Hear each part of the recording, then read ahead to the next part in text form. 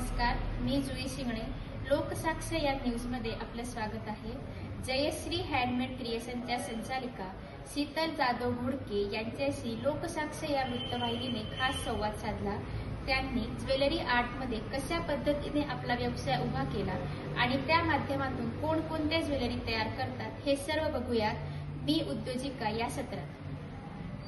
नमस्कार, मी सुरेश चव्हाण. लोकसाक्ष न्यूजमध्ये सर्व प्रेक्षकांचं हार्दिक स्वागत. मी उद्योजिका या क्षेत्रामध्ये आपण विविध महिलांच्या मुलाखती घेत असतो की ज्या वेगवेगळ्या क्षेत्रात काम करत असतात, आपल्या व्यवसायामध्ये नावलौकिक आपलं कमवत असतात आणि त्या माध्यमातून स्वतः देखील उत्तम उदरनिर्वाहाचं साधन निर्माण करून इतरांना देखील रोजगार उपलब्ध करून देतात. अशा पद्धतीच्या काही महिला आपण आपल्या स्टुडिओमध्ये बोलत असतो आणि त्यांच्या मुलाखती घेऊन आपल्यासमोर मांडत असतो.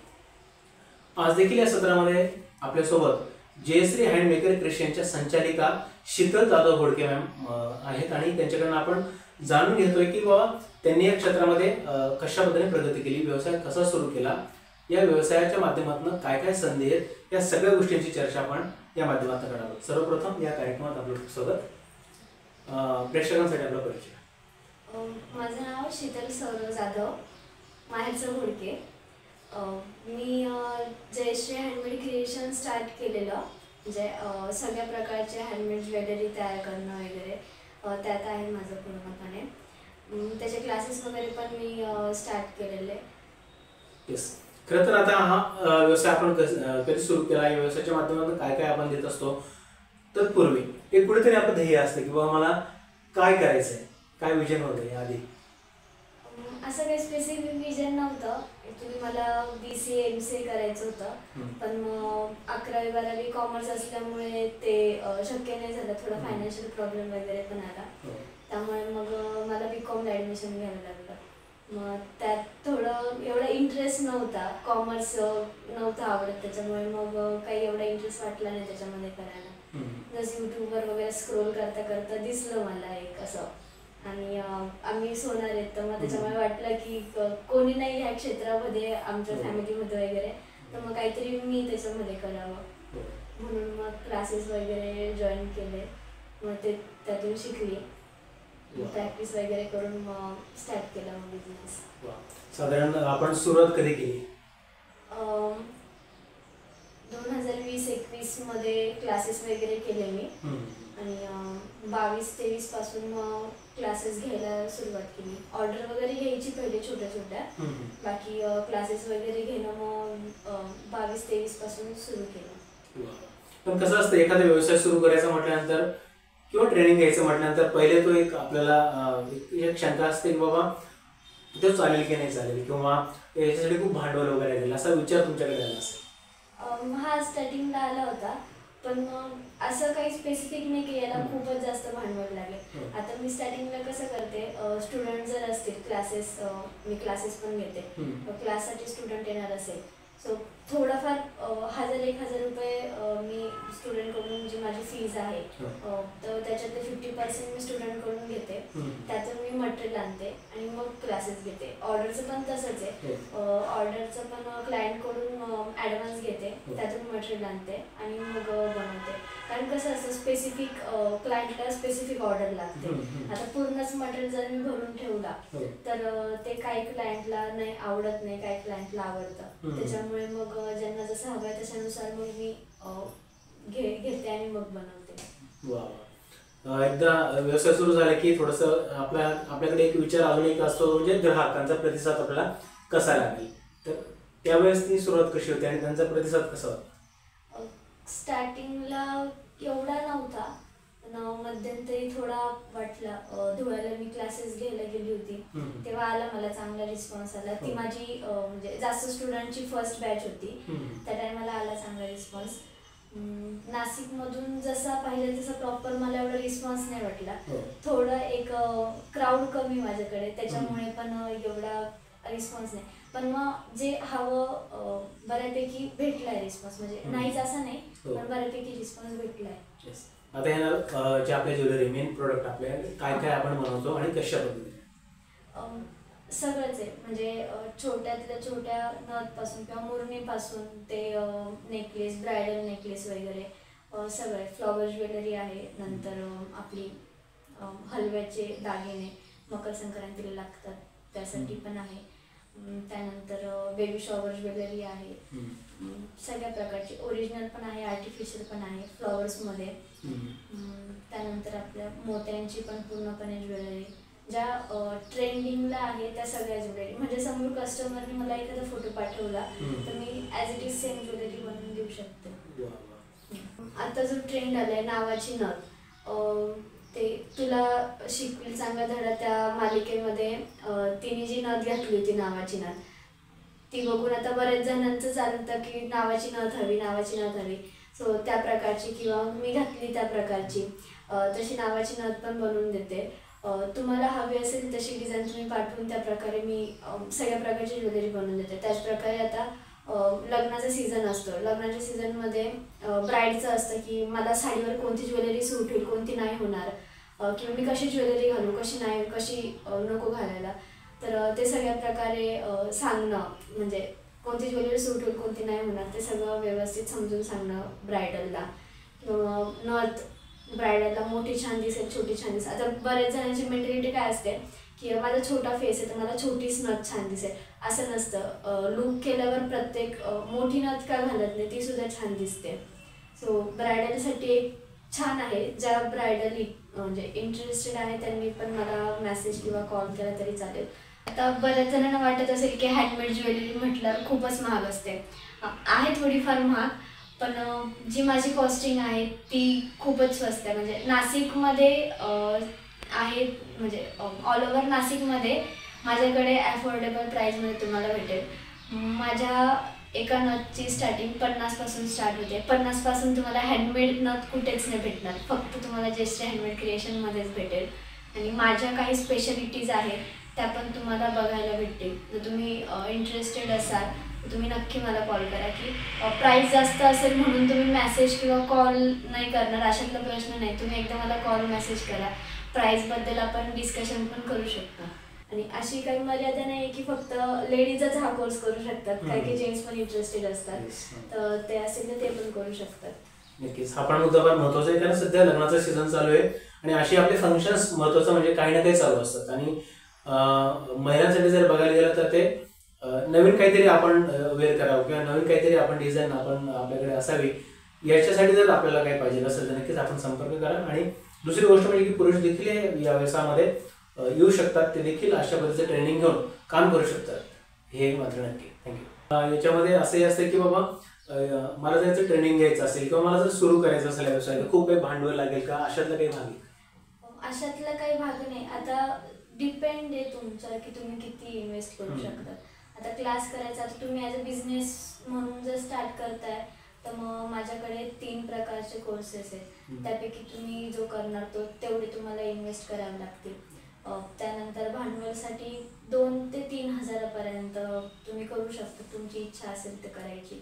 किंवा नाहीच तुमचं म्हणणं आहे की मला इन्व्हेस्ट करायचंच नाही आहे काही, सो क्लायंटकडून जे येतील अमाऊंट तुम्ही त्यातून सुद्धा फक्त क्लायंटला जेवढे हवे त्या मटेरियल आणून मग तेवढ्या प्रकारे तुम्ही तसं करू शकता.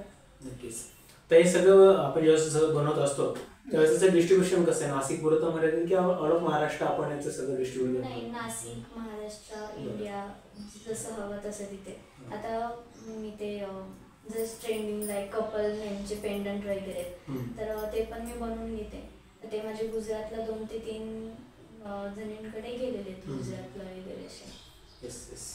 ओके, म्हणजे आपल्याला जशी ऑर्डर असेल किंवा त्या पद्धतीने आपण ते बनवून, आणि याला कुठे असं याची मर्यादा नाही का क्षेत्राची किंवा ऑल ऑफ महाराष्ट्र कुठे पण आपण ते देऊ शकतो? महाराष्ट्रच नाही, ऑल ऑफ इंडियामध्ये पण आपण देऊ शकतो. नक्कीच नक्कीच. मग आता जर एखाद्याला क्लास लावायचा असेल तर मग ते साधारण कशा पद्धतीची प्रोसेस वगैरे? आता स्टार्टिंगला माझा जो सर्वात पहिला म्हणजे बेसिक आणि थोडंसं ॲडव्हान्स येईल त्याच्यामध्ये, तो माझा 1500चा आहे. त्याच्यामध्ये 4 प्रकारच्या नथ, बुगडी, युपिन, ते सगळं तुम्ही जे क्लासमध्ये बनवणार 3 दिवसांचा आहे तो ते बनवणार ते तुम्ही घरी घेऊन जाऊ शकतात. त्यानंतर माझा जो 3500चा आहे त्यात सेम आहे, त्यात 5 नथ आहे, बुगडी, युपिन आणि इयर कप खोपा ते आहे. त्याच्यामध्ये मंगळसूत्राचा सेट तो पण आहे. त्यानंतर जो आपला 3 नंबरचा जो माझा कोर्स आहे तो 5,000चा आहे.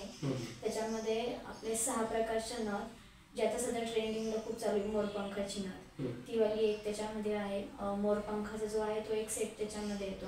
एक नेकलेसचा सेट येतो, मोत्यांचा नेकलेस. पण जे ते रेग्युलर मोत्यांचे नेकलेस, चिंच पेटी वगैरे ते नाही, थोडा वेगळ्या प्रकारचा जो नेकलेस आहे तो त्याच्यामध्ये शिकवला जातो. त्यानंतर इयर कप, खोपा त्याच्यामध्ये ते येतं आहे. अजून ॲडव्हान्स पण आहेत माझे, 10 दिवसांचा, 15 दिवसांचे ते पण आहेत. म्हणजे डिपेंड आहे कस्टमरला, स्टुडंटला, की आता काही स्टुडंट असं म्हणतात की मी एवढं अफोर्ड नाही करू शकत, मला फीस कमी करा.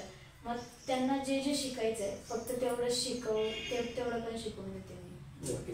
आता बऱ्याच वेळेस असं होतं की काही ठिकाणी तुमचे वर्कशॉप देखील म्हणजे आयोजित केले जातात, किंवा एक ग्रुप असतो कुठला तरी, आणि त्यांना वाटते की बाबा तुम्ही जर त्या ठिकाणी काही 10 दिवसाचा, 8 दिवसाचा, 15 दिवसाचा जर एक तो पिरियड घेतला आणि त्या ठिकाणी त्यांना प्रशिक्षण दिलं तर ते देखील हा व्यवसाय करू शकतात. तर अशा काही गोष्टी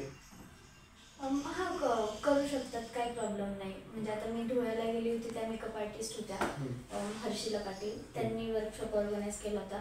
म्हणजे जेवढा रिस्पॉन्स मला नाशिकमध्ये वाटत होता त्यापेक्षा छान रिस्पॉन्स मला धुळ्याला भेटला होता. म्हणजे जो मी मुंबई किंवा पुण्यावरून जेवढा एक्सपेक्ट करत होती की मला तिथे रिस्पॉन्स भेटेल, पण त्यापेक्षा चांगला रिस्पॉन्स मला धुळ्याला भेटला होता. त्यांनी खूप छान प्रकारे त्यांचा स्टुडिओ त्याच्यामध्ये त्यांनी ऑर्गनाईज केला होता वर्कशॉप पूर्णपणे. त्यात मी सर्टिफिकेट वगैरे पण प्रोव्हाइड करते. मटेरियल पण सगळं माझाच असतो. म्हणजे स्टुडंटला फक्त येताना घरून एक नोटबुक आणि फक्त पेन बस एवढंच आणावं लागतं, बाकी सगळं मी प्रोव्हाइड करते. त्यानंतर मटेरियल बुक, म्हणजे आता समोर कस्टमर जर आपल्याकडे येत आहे तर आपल्याला रॉ मटेरियलला किती पैसे लागत आहे आणि आपण किती पैसे घेतले पाहिजे ते सगळं पूर्णपणे प्रॉपर बुक तयार करून देते मी. मटेरियल बुक म्हणते तिला. तर तशी मटेरियल बुक पूर्णपणे स्टुडंटला मी तयार करून देते. त्याच्यामध्ये मण्यांची साईज, त्याची प्राईस, कितीमध्ये किती मणी येतात ते पूर्णपणे, त्यानंतर तार किती ग्रॅममध्ये केवढी तार येते काय, ते सगळं प्रॉपर स्टुडंटला त्याच्यामध्ये येतं. म्हणजे फक्त प्रॅक्टिकल असं, तर बऱ्याच ठिकाणी कसं क्लासेसमध्ये फक्त प्रॅक्टिकलच दाखवतात, थेरी त्यात एवढी सांगत नाही. म्हणजे प्रॅक्टिकल प्लस थेरी मी प्रॉपर पूर्णपणे म्हणजे सगळं लिहून देते. PDF वगैरे पण मी तयार करून ती प्रोव्हाइड करते स्टुडंटला, की जेणेकरून त्यांना सोयीस्कर व्हावं किंवा त्यांना लवकर ती कॅप्चर करता समजावं या हिशोबाने ती सगळी तुमची तयारी असते. नक्कीच ॲडव्हान्स काहीतरी टेक्नॉलॉजी येत असते किंवा सगळ्याच गोष्टींमध्ये एक कुठेतरी बदल होत असतो. तर तो बदल बघता किंवा अजून तो बिझनेस वाढावा किंवा लोकांपर्यंत आपलं हे पोहोचावं, काय विजन आपलं पुढचं? असं आहे म्हणजे विजन तर आहे की जास्तीत जास्त लोकांपर्यंत पोहोचावा. जसं आता पुण्याला ते नथीचा नखरा म्हणून आहेत, तर स्टार्टिंगला मी त्यांचंच बघितलं होतं. मग त्याच्यापासून मला जरा वाटलं की करावं असं. तर मग त्यांचं बघितलं मी, त्यांनी आता त्यांचा मोठा स्टुडिओ पण टाकलाय. तर मग तेच एक विजन आहे की नाशिकमध्ये एक माझा स्वतःचा काहीतरी स्टुडिओ असा किंवा मग माझी अकॅडमी असावी असं. नक्कीच खूप महिला आहेत, तरुणी आहेत अशी की त्यांना देखील या क्षेत्रात यायचं असेल किंवा अजून क्षेत्र कोणतंही असो, पण त्यांच्या माइंडमध्ये एकच विषय असतो की मी करू शकेल की नाही, मला जमेल की नाही, माझ्याकडे भांडवल नाही आहे, या बऱ्याचशा गोष्टी असतात आणि त्याच्यामुळे ती मनाची अस्थिरता असते आणि मग त्यामुळे स्किल असून टॅलेंट असून सुद्धा त्या पुढे येत नाही किंवा करू शकत नाही. काय आव्हान कराल? आता माझ्याकडे आली होती मध्यंतरी एक स्टुडंट होती, 9वीला होती. तर ज्या बाकीच्या ज्या लेडीज होत्या त्यांच्यापेक्षा तिची फिनिशिंग किंवा तिने ज्या याच्याने जिद्दीने पूर्णपणे कोर्स तिने लक्षात घेऊन ते सगळं केलेलं, तर ते खूप छान दिसत होतं त्याच्यामध्ये. त्याच प्रकारे माझ्याकडे 70 वर्षाच्या पण आजी आल्या होत्या. तर म्हणजे त्यांच्या सुनेने हे केलं होतं, त्यांना सांगितलं होतं करा असं. तर त्यांची पण म्हणजे फिनिशिंग वगैरे पण खूप छान होती. म्हणजे असं नाही की ज्या आहेत तरुणी किंवा मग त्याच करते, ज्या आहेत हाऊसवाईफ त्या पण करू शकतात. नाही तर मग मेकअप आर्टिस्ट वगैरे बऱ्याच जणांचं असतं की माझा बिझनेस आहे, मीच फक्त माझ्या बिझनेसमध्ये सगळं मीच करेल, बाहेरून कोणीच काही नको. त्यामुळे मग काही मेकअप आर्टिस्ट असतील इच्छुक त्या पण करू शकतात. खरं तरी ते वयाचंही बंधन नाही, शिक्षणाची खूप काही अशी अट नाहीये. त्यामुळे याच्यामध्ये ज्यांना इच्छा असेल की ज्यांना वाटेल की बाबा हे आपण करू शकतो तर सहजरित्या ते करू शकतात हे मात्र नक्की. शेवटचा प्रश्न, आता नक्कीच ही मुलाखत बघितल्यानंतर किंवा अजून देखील बऱ्याच लोकांनाही माहिती नाहीये, सो आपल्याला अशी कॉन्टॅक्ट करण्यासाठी आपलं इंस्टाग्राम पेज असेल, फेसबुक पेज असेल किंवा आपला जो संपर्क क्रमांक किंवा पत्ता असेल तो जर मेन्शन केला तर नक्कीच त्यांना तो फायदा होईल आणि आपल्याशी संपर्क करू शकतो. व्हॉट्सअपवर पण मला कॉन्टॅक्ट करू शकता. माझा नंबर आहे 9137874035. माझं इन्स्टा पेज आहे जयश्री हँडमेड क्रिएशन. त्यावर तुम्ही मेसेज करून पण मला विचारू शकतात, काय तुमच्या इन्क्वायरीज असतील किंवा कोणाला क्लासेस जॉईन करायचे असेल तर तसे ते करू शकतात, किंवा मला व्हॉट्सअपला मेसेज केला किंवा डायरेक्ट कॉल केला तरी चालेल. Yes, thank you so much. तर ह्या होत्या जयश्री अँड मेकर क्रिएशनच्या संचालिका शीतल जाधव घोडके मॅम. खरं तर एक सुरुवात करण्यात आलेली असताना ती सुरुवात त्यांनी केली आणि एक एक गोष्ट पुढे जात असताना ग्राहकांना जे लागत असणार किंवा त्यांची जी रिक्वायरमेंट असेल त्या पद्धतीने त्यांना ती सर्व्हिस प्रोव्हाइड करत त्यांनी जर बघायला गेलं तर हा टप्पा पार पडलेला आहे. आणि याही पुढे देखील त्यांचा जो स्टुडिओचा एक विजन आहे तो नक्कीच या माध्यमातून पूर्ण होईल आणि अजून इतर लोकांना देखील त्याच्यातून रोजगार प्राप्त होईल हे मात्र नक्की. Thank you so much. आपण आलात तिथे वेळ दिलात आणि सगळी माहिती प्रेक्षकांना दिली. थँक्यू.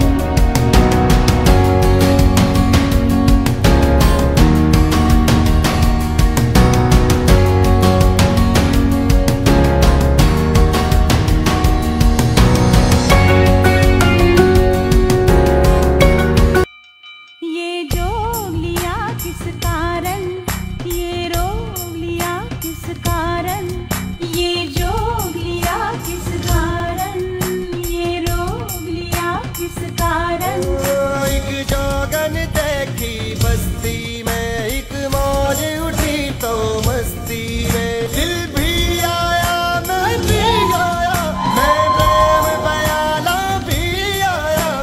पी